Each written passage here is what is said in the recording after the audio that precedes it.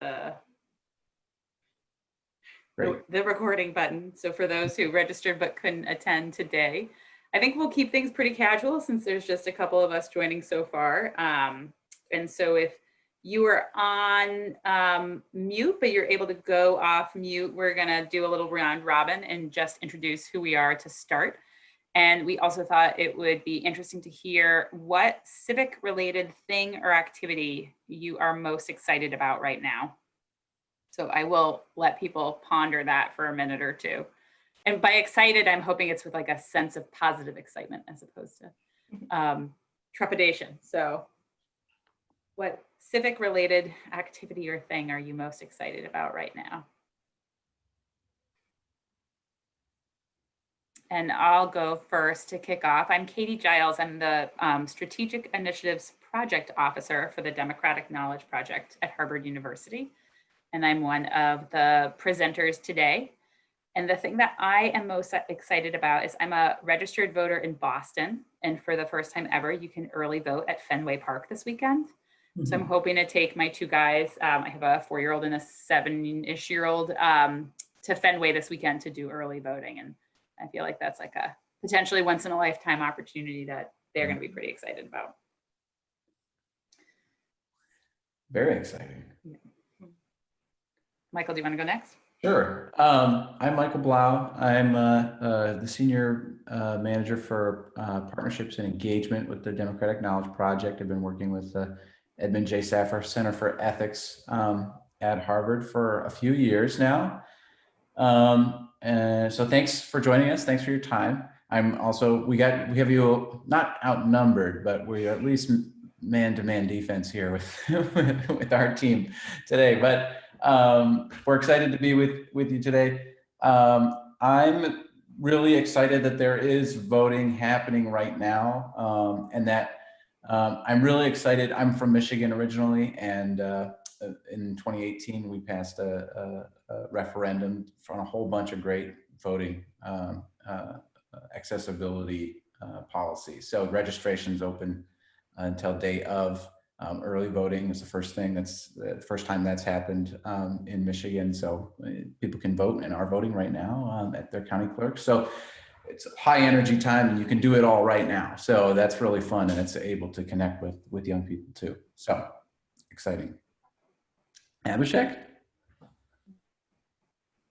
Hi everyone, my name is Abhishek. I am a curriculum project manager at DKP, and I coordinate our curriculum development process. My favorite or exciting civic action is I'm a captain for phone banks in Florida. So I lead phone banks every Sunday. And it's been an exciting couple of weeks. It's always great to hear and talk to new people who are excited in their own lives to either vote for the first time or vote for the 20th time in their lives, and hear from them as to what really motivates them to keep going.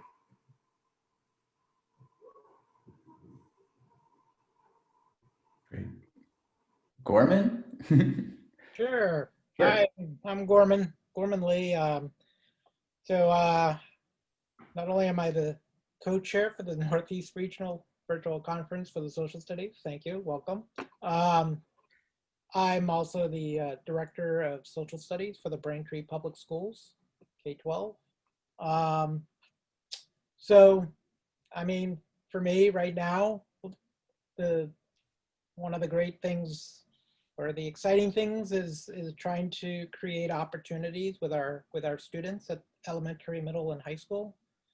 So, at the elementary, we're focusing a lot of character education because we feel like character traits is an essential or critical ingredient of being, a citizen. So we're developing a lot of project-based, task-based activities focusing on character ed for the elementary kids. Middle school, we're focusing on the 2020 presidential election as a project-based unit in our civics classes. For the beginning of the school year through Thanksgiving. So the whole time is really just focusing on the election. And so students are putting together an election scrapbook. So it's just really getting students to learn about government and civics through the election.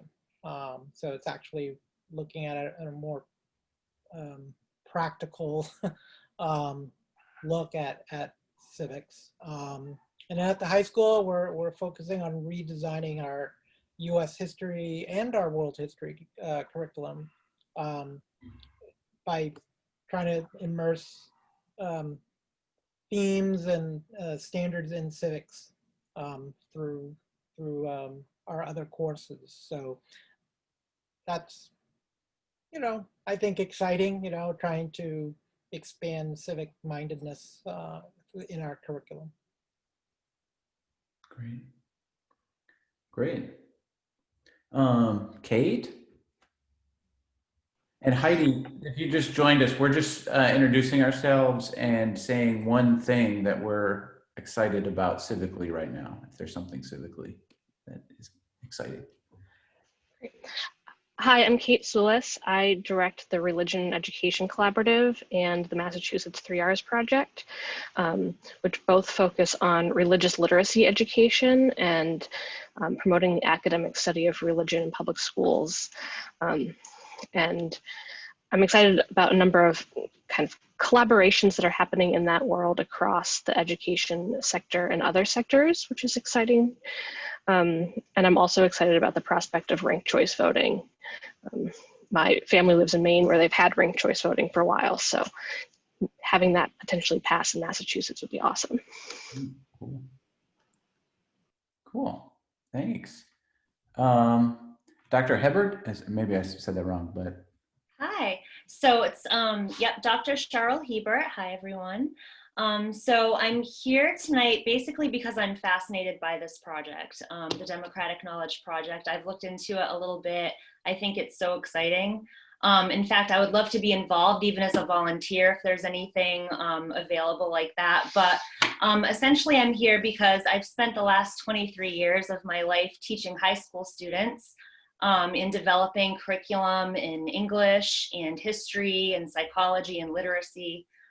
So what I've been doing for the past several years as the literacy lead teacher in my building is teaching the kids about media literacy and how to interpret the news across various mediums.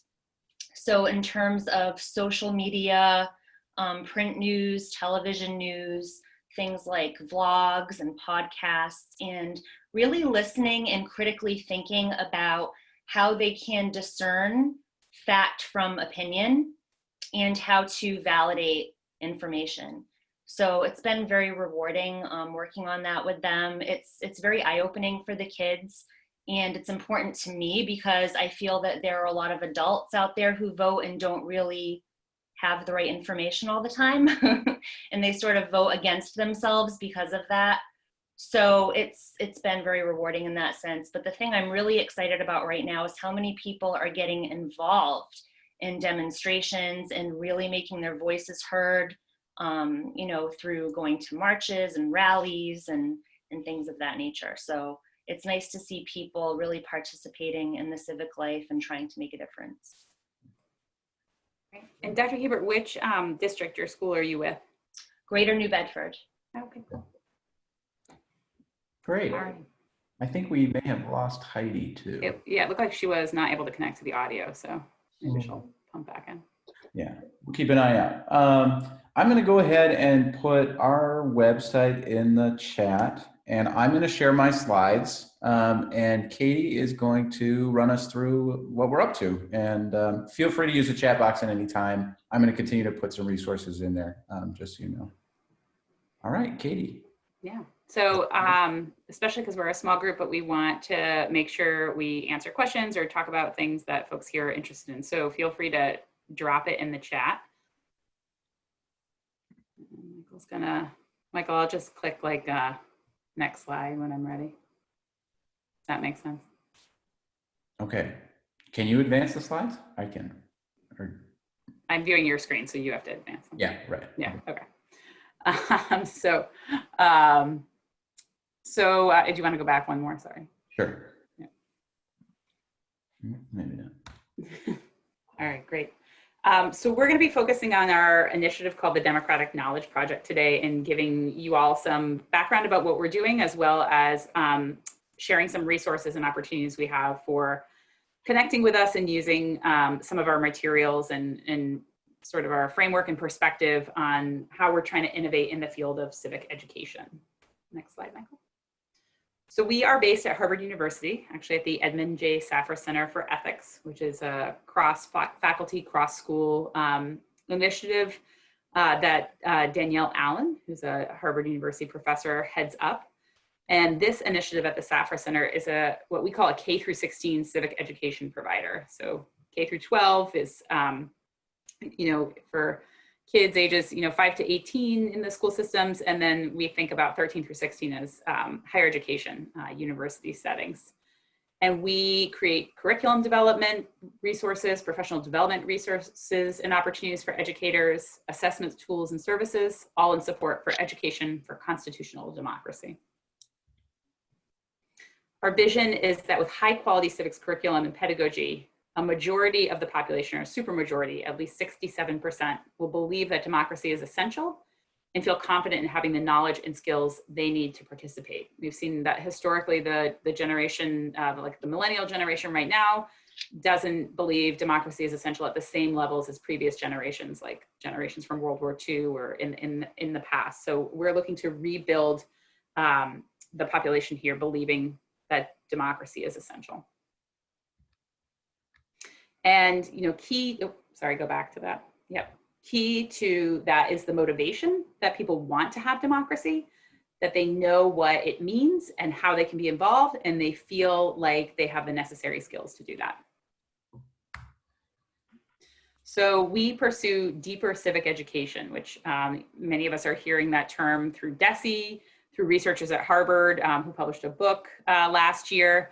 And we think about deeper civic learning coming from that motivation in terms of people's identity as civic agents or civic actors or civic participants, where people have civic attitudes and dispositions related to being motivated to participate in civic life and believe that it's essential. We also think about mastery in terms of people having knowledge about our government and how it works and how to tap into levers of change if they want to make change in their communities. And then also thinking about creativity. People have skills and are able to engage in civic life in our country. Go ahead.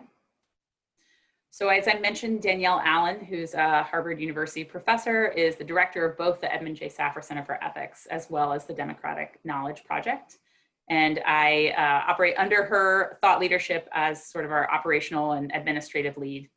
And we have a number of folks on our core staff team, including both Abhishek and Michael, as well as people from the Harvard Graduate School of Education, from Project Zero, and folks from different disciplines across the university who work on various aspects of our project. There's actually a much larger team behind this core staff. We have a lot of engagement with content experts at the university, both professors and graduate students as well.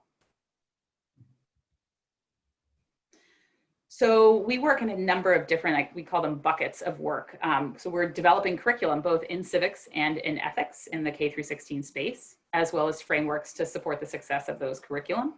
We're also doing research, both in terms of figuring out how is the curriculum being implemented and experienced by students and teachers. We call it design-based implementation research, which helps feed into an iterative design process that we do with our curriculum.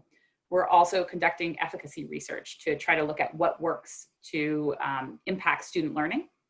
We also offer professional development programs, and Michael will talk a little bit about that later. Formative and summative assessments embedded in the curriculum. We also participate in both state and national policy discussions about civic education. Michael will talk a little bit about our state work at the national level.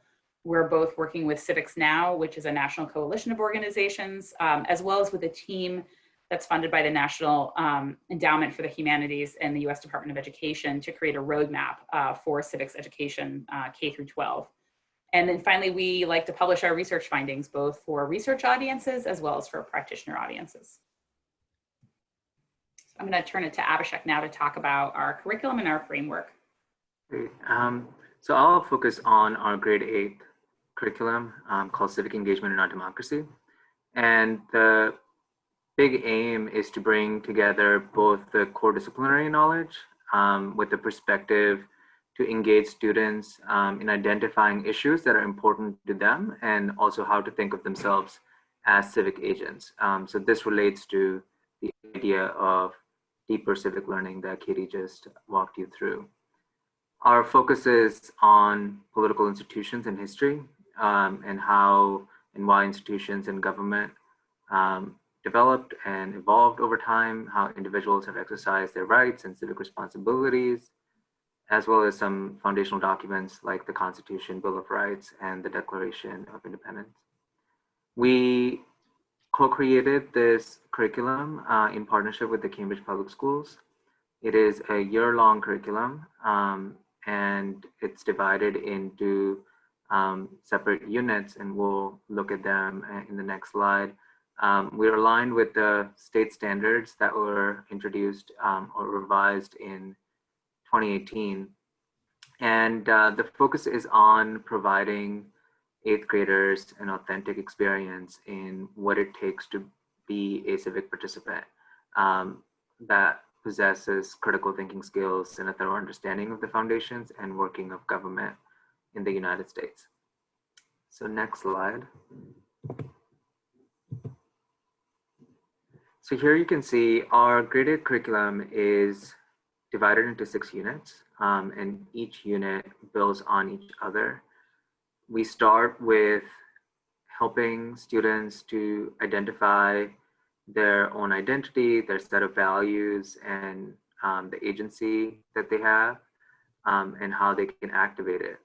Then we go into the bread and butter units of civics, how to write a constitution, how to think about the Declaration of Independence, the philosophical foundations of democracy, and then they transition to thinking about the courts, thinking about the amendments. Unit 5 focuses on literacy skills, so writing. We engage in op-ed writing and editorial writing. And the last unit culminates in a civic action project where they put into practice all the different skills and knowledge that they have gained throughout the year into an actionable civics project that they work on collaboratively with their peers, but also in close partnership with their teachers. So next slide. As I mentioned, our 8th grade curriculum is closely aligned with the Massachusetts History and Social Studies state standards. And our focus is on incorporating the content standards, which aligns with the civic knowledge, the practice standards, which align with civic skills, and then the SEL competencies that help students build the interpersonal skills and relationships with each other in pursuit of developing themselves as civic participants. Next slide. So we developed an adapted version of a project-based learning framework, primarily for civics and our curriculum from the PBL Works Gold Standard. And our framework includes these different design features, including authenticity, providing students voice and choice, having reflection, confidence, and activities in our curriculum, having students working on a shared product. And this can range from a project that they're working on in collaboration with each other, or a project that they might be interested in working on themselves, but they work in partnership just with their teacher and get feedback from their students in implementing it. Our curriculum also focuses on critique and revision and provides students ample opportunities both within each unit and across the entire curriculum to revise their work and solicit feedback from each other. We focus and emphasize collaboration throughout our curriculum from the perspective of a team-worthy activity or team-worthy interventions where students are building these interpersonal skills. And it's not so much about delegating work, but really coming together and forming those relationships and leveraging those relationships to implement the Civic Action Project. And we also emphasize sustained inquiry throughout the curriculum. And what you see on the outer band of the disc are the tools that we use to activate these design elements. So we have the 10 questions for young changemakers that Michael will talk about in a little bit. We have the Civics journal. So every unit in our graded curriculum has a civics journal where students are tracking their reflection throughout the unit, but also throughout the curriculum. And what we have done is we have collected all the worksheets that are part of a unit in a Google document or Google slide deck where students can capture artifacts, but also their reflection in an ongoing systematic way. Then we have several simulations, presentations, action plans, and declarations. Michael will also talk about one of the simulations that we have in our grade 8 curriculum. Students, for example, in unit 2 of our graded curriculum take part in writing their own declaration after having studied the Declaration of Independence and what are the various components of it and what goes into it. And then we have several thinking routines that help students to think and build the skills and the knowledge base to engage with ethical dilemmas and ethical questions.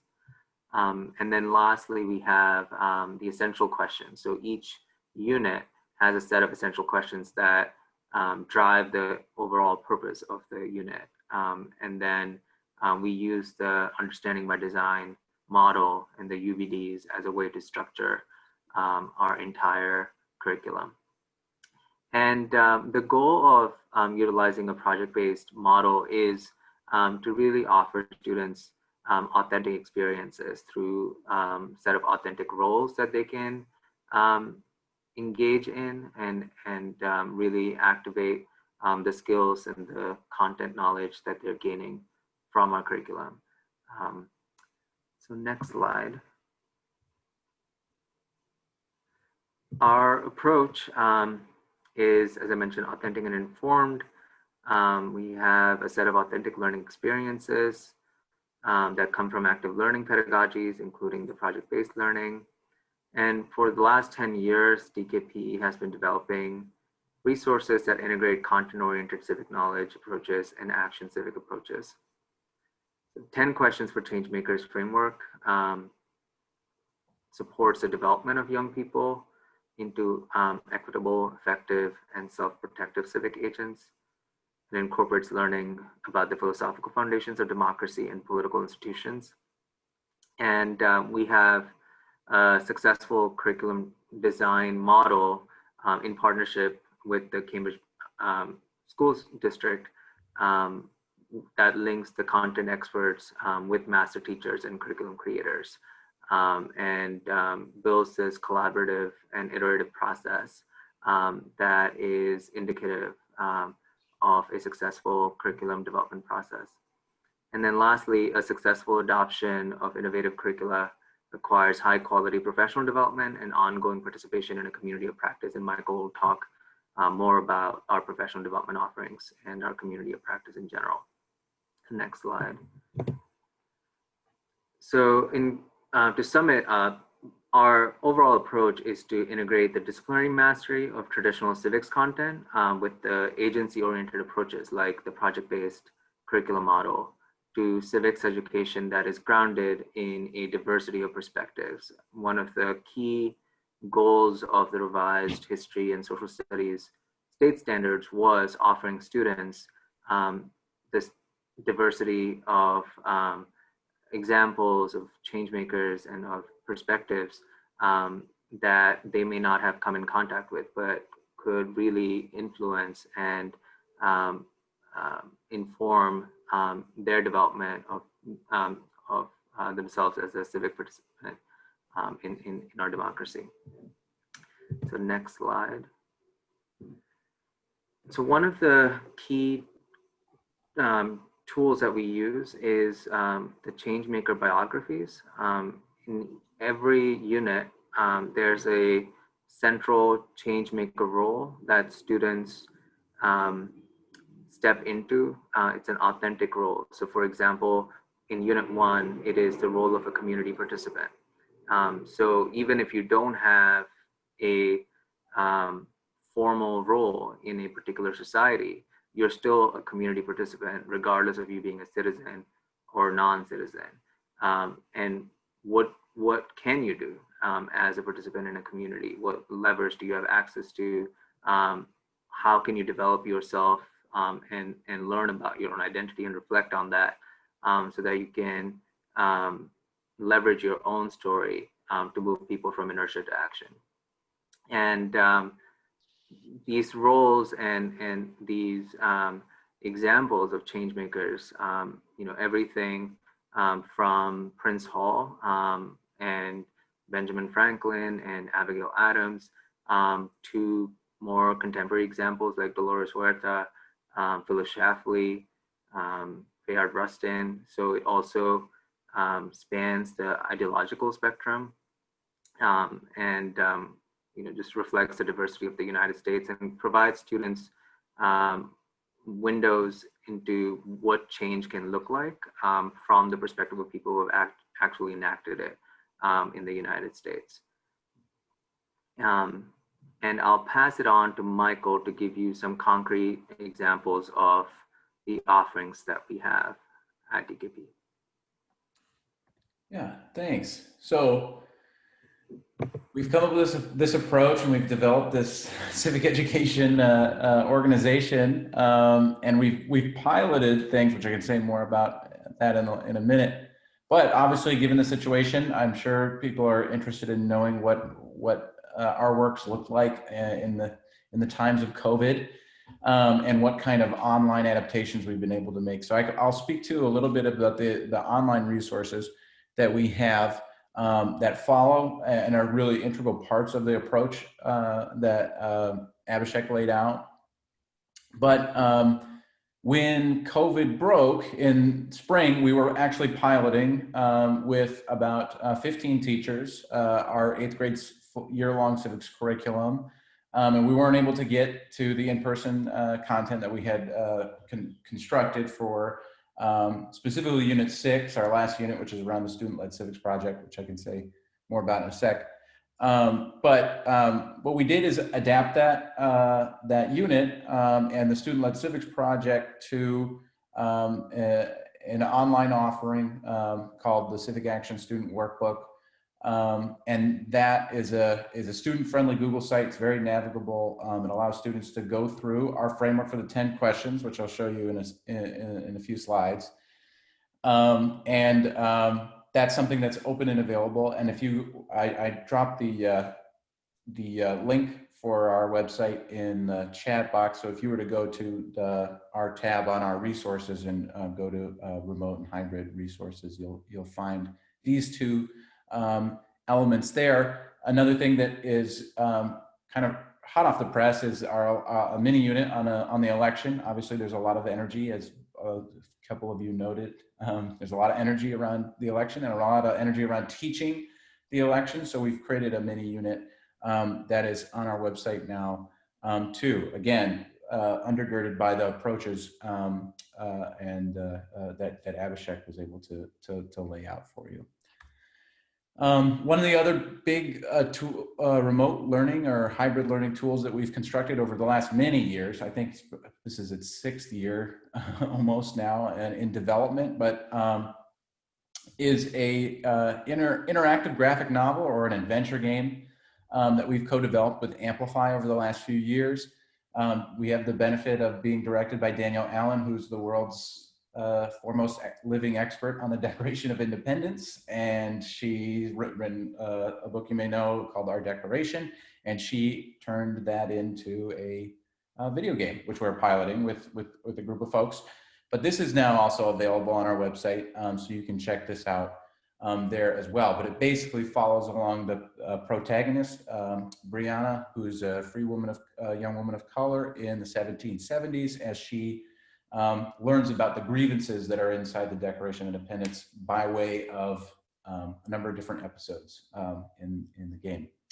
So we're particularly excited about that, as a lot of people dive into teaching about America's founding and the Declaration of Independence this fall. Another online offering that we've been able to adapt is a course for HarvardX with our partners at HarvardX called Civic Engagement in U.S. Constitutional Democracy. We've piloted this with, again, teachers, our piloting cohort of a few teachers in this last year, and we're excited that this is being revamped now and will be hopefully available in the coming year.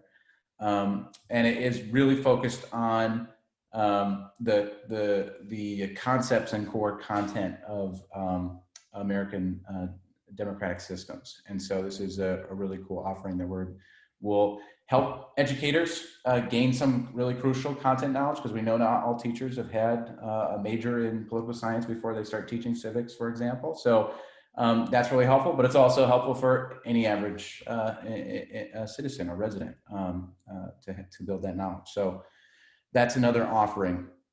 And again, laced through all of this is our framework for the 10 questions. They show up in all of our materials.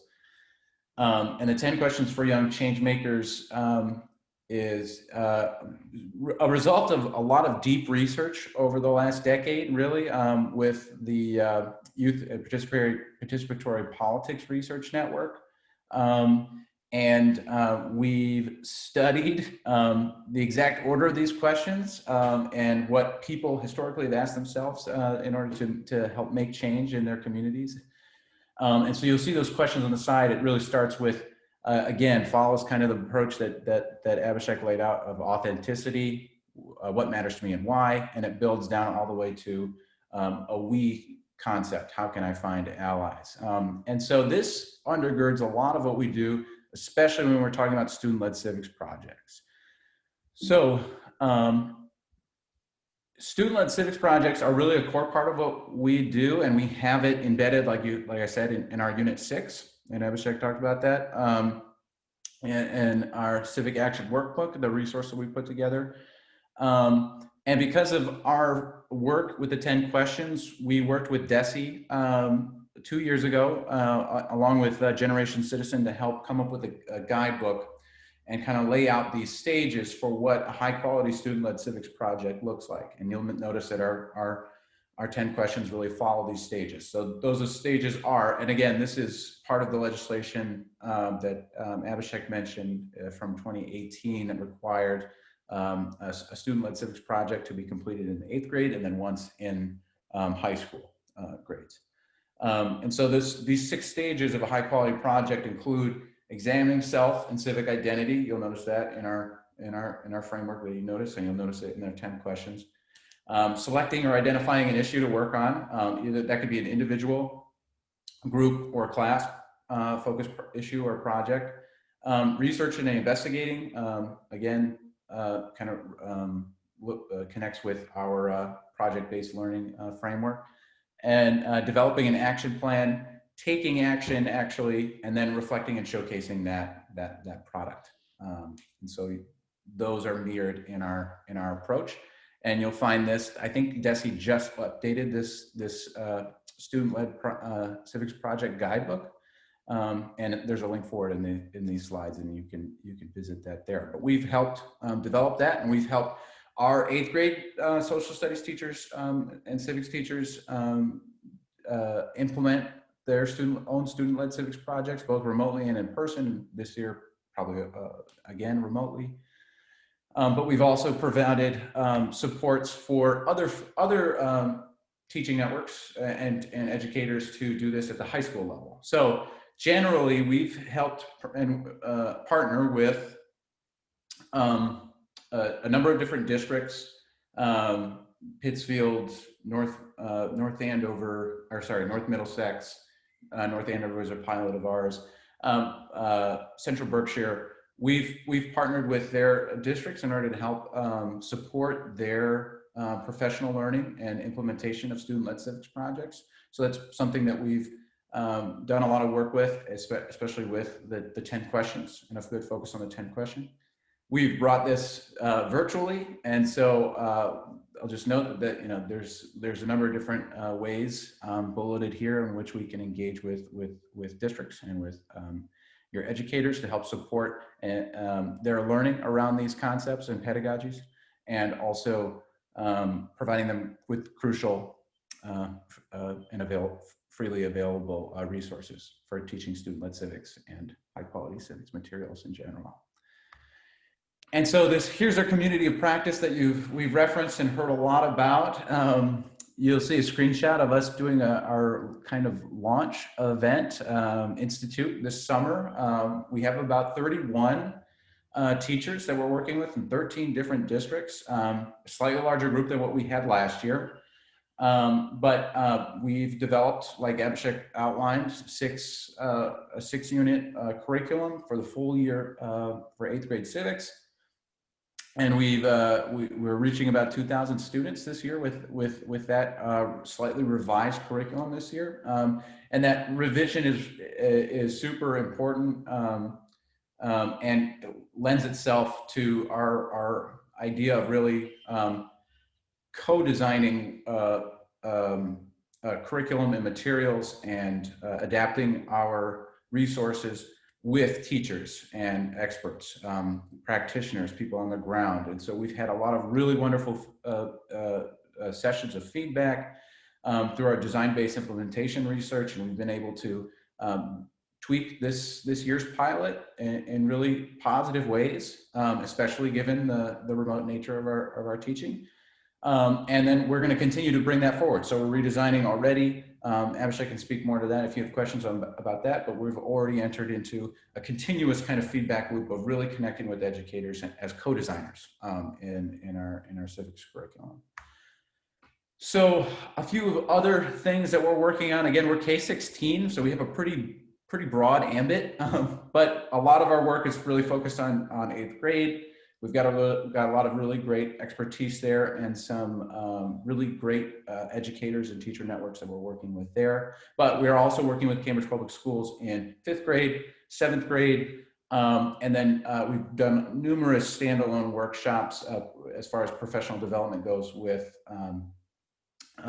districts, and especially geared towards high school teachers and students around student-led civics projects, since we have really intimate knowledge of the student-led civics guidebook. And as Katie mentioned at the outset, we're largely advocating for high-quality civics in Massachusetts with the state. We have a lot of great partners with the MCLC, and we're bringing that nationally as well. So that's our work. That a lot of things that we're going through right now. We'll pause right there. I'm not able to see the chat box, but I'll go ahead and stop sharing my slides, and we can open up for questions. I have a question. Yeah. Can you hear me? Yes. Okay. So I actually have 2 questions. One is related to student agency. So how did you create buy-in among the students to a level where they would lead their own activities? Can you say more about leading their own activities? Right, because I heard the phrase student-led. So does that refer just to the Civic Action Project, or does that refer to their engagement in the curriculum? Is there more collaboration, or is there more facilitation by the teacher? Abhishek might want to respond to that, related to authenticity too. Yeah, thank you for that. That's a great question. So one of the ways that we are doing this now is by incorporating some core project-based design elements. For example, each unit now starts with a set of an entry event that provides an introduction to the student on what the whole unit is going to be and the kind of project that they would engage in, either throughout the unit or at the end of the unit where they apply their learnings. We have a hook activity that kind of gets them hooked up on and jazzed up on the idea of the authentic roles that they would embody, or the project that they would engage in, or the kind of experiences that participating in the unit would generate, and the collaborative nature of the project. And then lastly, an ongoing emphasis throughout the unit and throughout the curriculum is on the need to knows. So this goes to your idea of the buy-in. Teachers are constant, and you know this better than anybody, like teachers are constantly standing in front of the room building that buy-in, and you can't just do that at the beginning, like you do that continuously. And that was a learning process for us after implementing the curriculum in the first year and incorporating the need to knows in a more proactive manner, both at the very outset of a unit, but also peppering it throughout the unit and across the curriculum, so that the teacher keeps coming back to it and generates those need to knows from the students and puts that front and center for them, so that they always have this at the back of their mind as to why they're doing what they're doing. And it continues to not only build buy-in, but also reinforces it unit to unit and across the curriculum. Has anyone on the team video recorded any of the lessons that sort of show the progression from the hook activity throughout, that particular lesson of the day? Yeah, so we are only about 20 days into implementing that, less than that. So this is the first year. So we redesigned the curriculum over the course of the last 8 months. And it is being implemented in the 2020-2021 school year, considering 2020-2021 school year is an unprecedented school year. So the opportunities to film or the opportunities to engage in those collaborative activities as we envisioned it are not going to happen. We did have plans that we were underway last February on contracting with a production company to do video, and then COVID hit. And so we hit pause on that. We reconnected with the video production company, and they recommended not doing any videography this year, both because if people are in class, they're wearing masks and are 6 feet apart. And then a number of the school districts that we're in have privacy concerns related to the remote learning. I think for research purposes, we'll be able to do some recording of remote learning, but probably not sharing, as that, but it is our intention for professional development purposes to eventually get to a place where we can do some recording. Yeah, I think that would be great. Yeah. I have another that would be an ideal scenario to record and understand how the hook and the need to knows progress. Yeah.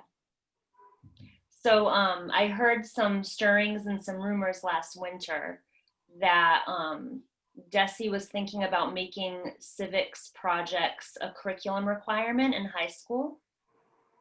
And I don't know how close they are to making that a reality. But in my district, there are some concerns about that because we are a vocational technical high school and our students spend 50% of their time learning a trade or going out on placement or co-op. So, there are some concerns about whether they will even be able to commit to that type of requirement, or, I don't think they have really thought through how they would be able to modify it in order to meet it properly. You mean beyond the legislation? Correct. Michael, did you hear anything about that? Well, I do think it's as of next year, or even as of this year, I don't have any reason to believe that DESE would waive the requirement to offer every student the opportunity to engage in a student-led civics project, and that's in the legislation. So that's a component. How, you know, the accountability on that, especially this year and following years, I don't think we have a whole lot of information about. But just to say about the student-led civics project, I think they're going to see, DESE is going to see, and I think districts are going to see a really wide range of ways in which you can implement a student-led civics project. And there's going to be a whole breadth of really high engagement and especially a breadth in how it's implemented, like how much time it's actually going to take. So you could see just by walking through like our student-led civics project, our student-led civic project student workbook, the Google site. You know, it can be done in a relatively short span of time, or you could really expand it to be done every other day for an entire year, or once a week for an entire year. So there's going to be a lot of playing with how best to implement this, and I've seen it work with a previous job when I worked with Generation Citizen with a vocational high school in Lowell that was engaging all their students in student-led civics projects. They found they were able to really apply what they were working on in their vocational work right directly into what they're interested in. And I think this goes back to really one of the things that your first question, we're making a pretty big bet in our curriculum that a good student-led civics project at the end of the year, it doesn't have to be at the end of the year, but in the end, really starts with authentic buy-in and really a story, understanding of self and understanding the narrative of what you care about, why, what is most, you know, pertinently a worry on your mind, and being able to connect it to that authentic concern, and then bringing that to a systemic kind of understanding of how it impacts me and other folks, and then being able to kind of, you know, put together that in an inquiry-based way as a product in a million different ways. And so we've made that bet. We've started our unit 1 in our curriculum with really about a story of self, identifying, you know, who you are, what you care about, what kind of community you live in, what does your community look like. And so I see that and have seen that play out really well, especially with high school students, but just certainly high school students that are really engaged in their communities, especially that are already working, they're already really integral members of their communities and their families. And so it's going to be certainly a learning year this year, I think, and a learning year next year. But I'd encourage you or any district to experiment with it. And you may have students that really love and pick up and run with the projects. So you said Lowell did some very successful projects already? Yeah, Lowell's been doing student-led civics projects for probably 6 years now. And one of their vocational high schools has been involved probably for about 3 years now. And they've got some great projects. Lowell, their biggest, they have 2 really successful ones. And maybe I'm talking more about Generation Citizen now than I am the DKP, but it's a really great testament to the power of student-led civics project. They have a student-facing food bank inside Lowell High School now as a result of student-based advocacy, a student-led civics project by a 9th grade class. They had a gun buyback program in Lowell as a result of a student-led civics project, and at the high school level. They've increased funding for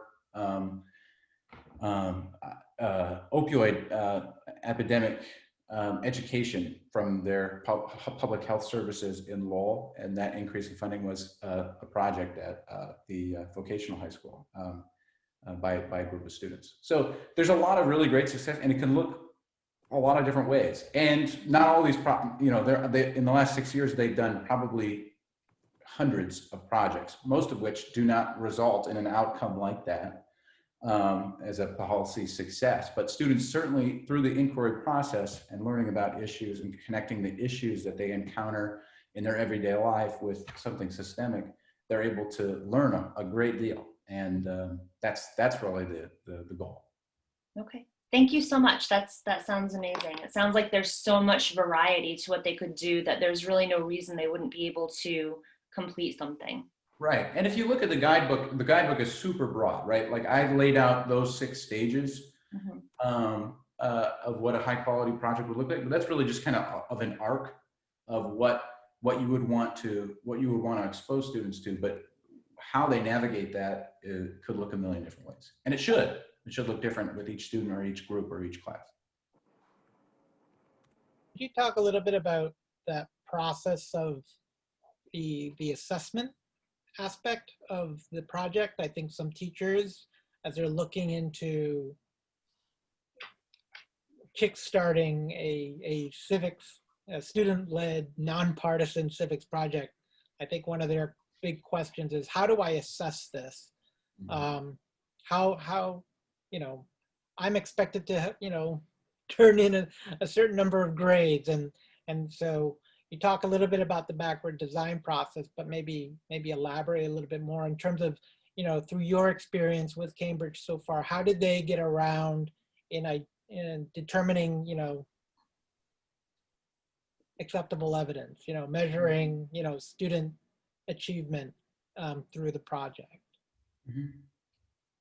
I'll speak a little bit broadly about that, Abhishek or Michael, if you want to join in. I think our teachers in Cambridge really felt, and this is what approach we took last spring when we were working with more districts and teachers to the extent that they could during remote learning, was to focus on the process during the student-led civics project in terms of what are the steps that you're asking students to participate in and how can you see evidence of that, as opposed to the outcome, because it's a relatively short-term project, and the results of it may be, obviously not within the control of students, and that's part of the experience of being engaged in civics, is there can be all kinds of different outcomes. And so I think from a broad perspective, that was the recommendation from some of our early pilot teachers in Cambridge, and that some of our teachers last year participated in. And we had an approach last year with sort of an embedded assessment through our Google site that teachers could then integrate into their Google Classroom if they wanted to. I don't know, Michael or Abhishek, if you want to add any more to the assessment approach we took last year. I think a lot of our piloters did a really good job of documenting what students and what student groups were doing and tracking that and allowing students to reflect on what they were doing every single day. And that's a really core part of our framework too, right? Is reflection. And everyone's able to do that, regardless if you're successful or you called a bunch of people and no one answered. You're able to reflect and be able to have that kind of continued inquiry, like, why am I unsuccessful? What do I need to change? How do I feel about that? And there's peer-to-peer. A lot of students are doing a lot of work in groups, so tracking that is a component too that teachers will played with and really learned a lot through. But the peer-to-peer reflection is really crucial too. But the great part about doing that as you progress through a project is, in the end, you're able to kind of archive all of the pieces of reflection and the tracking that you did throughout the project, and you're able to kind of put it all together as a kind of public product presentation and showcase that. And so that's really where, I think a lot of teachers, because of the pandemic, we didn't have a lot of teachers that really had grades in the way they thought they would at the beginning of the year, or finalize the project that they thought they would in the beginning of the year. But you can certainly see a way in which all the students are able to present what they worked on in a reflective way, and that's kind of your big grade book entry, Gorman. That's at least how one teacher, Tom, did it last year. The other question I think I've want to ask was, and this is based, through conversations with a lot of teachers that I've had over the last couple of years regarding about putting together a civics engagement project, was thinking about the sustainability of project ideas. Some teachers had expressed maybe an anxiousness or a concern about, let's say we're in our 3rd year into this or 4th year into this, students are thinking of certain types of projects, and it seems like I'm going to be hitting on a particular, organization or department, a town department, in terms of what's the if you had any conversation or discussion about the sustainability of having projects year after year after year. I don't know if that makes sense, but Yeah, it makes sense. This is a concern that I hear about a lot, and I think Desi hears a lot about. But I guess just looking at evidence of districts that have done projects year after year for a while now, you don't hear it so much from the public officials that they're contacting. You don't hear it from the principals or superintendents. They're like, I can't hear any more of these students. And I've never heard that. So it's kind of an anecdotal worry, but it's understandable. But I guess I just would say that any good teacher that's going to guide students through projects is going to make sure that they have a narrow enough focus to the issue that they're working on, and a narrow enough goal to match that. So if you have a really narrow focus for the issue, it's not just like, students will often want to come in and be like, I'm going to contact the mayor because I want to end racism, right? And like any good teacher is going to say that's a great, authentic desire for an issue that's very real.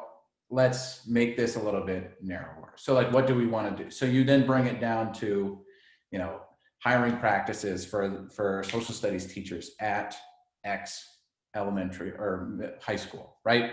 And so then maybe not the superintendent's your first person to reach out to and ask questions about hiring practices for the school, but it's someone that's very specific. And that person's probably not going to get contacted with 1,000 different questions about different projects every day if it's narrow enough, right? So not all the other students are doing a project like that. And even if they are doing a project on racism or under that umbrella, they're going to probably have a different tact and probably want to contact a different person. There's a different decision maker. There's different stakeholders. So I think that's a worry that a lot of people share, but I've never heard of like a principal being like, I can't handle all the kids wanting to talk to me about civics. We've also seen, some kids want to focus on raising awareness. They want to use their voice to raise awareness about something. And so what they might end up with is not directly contacting a decision maker, but it might be, putting up posters around their school. Or we had one teacher who had a Twitter account where he shared the messages that students wanted to raise awareness of. So I think the varyingness of where students want to engage also is different. Mm-hmm. I see we are at 6:33, Michael. Yeah, I respect people's time, but this is great. Definitely going to share this with my staff. Something to look at and consider, and because we're always exploring. Like we're just. I'm joining our pilot next year. We just started. Yeah, I mean, perhaps. We just started the grade 8 curriculum. mm-hmm. Last year, obviously we didn't finish it. But yeah, so we're constantly exploring, the opportunities and, thinking about student-led civics projects, that's, so yeah. Yeah. Well, we're happy to be in touch. If you share anything with your with your team and want to follow up, we can give you tons of resources and continue to connect. Well, we're going to continue to pilot next year for all. Oh, absolutely. All,